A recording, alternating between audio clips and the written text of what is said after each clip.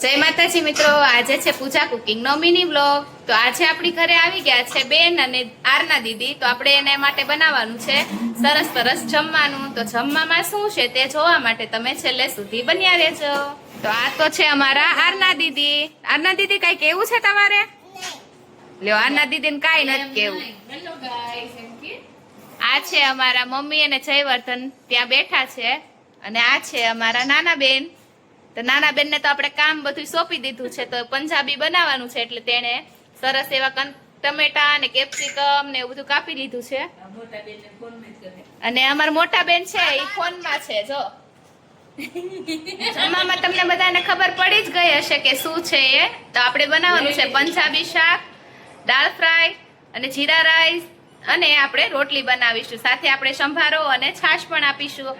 તો બન્યા રહેજો છેલ્લે સુધી। મોટા બેન નો તો ફોન આવી ગયો છે અને તે ફોન માં દાંત કાઢે છે કે તું મને વિડીયોમાં નો લેતી એમ કહે છે। જો ફોને કપાઈ ગયો અમારે। આપણે ભાતને આપણે પેલા બાફી લીધા છે। તો આ છે અમારા આરના દીદી। તો એ એમ કહે છે કે મારે તો રોજ રોકાશ, એટલે રોજ નવી નવી રેસીપી જોશે મારે। તો તારે કાલે શું બનાવવાનું છે?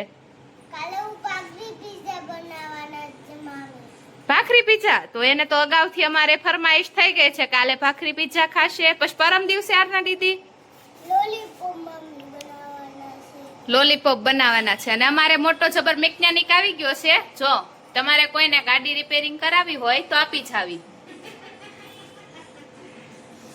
હેવી કારીગર છે એટલે ગેરંટી નહીં લેવી ગાડીમાં। આપણે અત્યારે જીરા ફ્રાય થઈ, આપણે અત્યારે ભાત બની ગયા છે, શાક અડધે પોઈગયું છે, દાળ પણ અડધે પોઈગી છે। આ મારા દેરાણી આવી ગયા છે, રોટલીનો લોટ બાંધે છે। હવે બેનને પાછું બીજું કામ સોંપી દીધું, લસણ ફોલવાનું। નવરા નો રહેવા પડે કે નહીં। અને આપણે મૂકી દીધું છે બધું સાઈડ પર।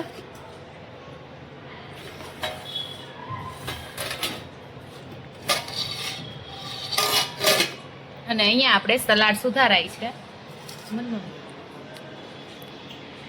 બેનને પાછું સલાડ આપી દીધું કામ કરવાનું। અને હું છે તો સેવ મમરા ભૂખ લાગી છે તો સેવ મમરા ખાઉં છું। તો હાલો બધા સેવ મમરા ખાવા। તો હવે બધા આપણે આવી ગયા છીએ ધાબા ઉપર, અને છોકરાઓને લઈને તો છોકરા બધા રમવા માંડ્યા છે। સરસ એવો પવન આવે છે।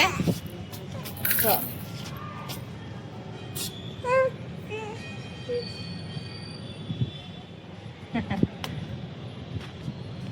તો આવા પૂજા કુકિંગ ના મિની બ્લોગ જોવા માટે અમારી ચેનલને સબસ્ક્રાઇબ કરી દેજો અને વિડીયોને લાઈક શેર કરી દેજો। તો ફરી મળશું હવે આપણે આવતા વિડીયોમાં।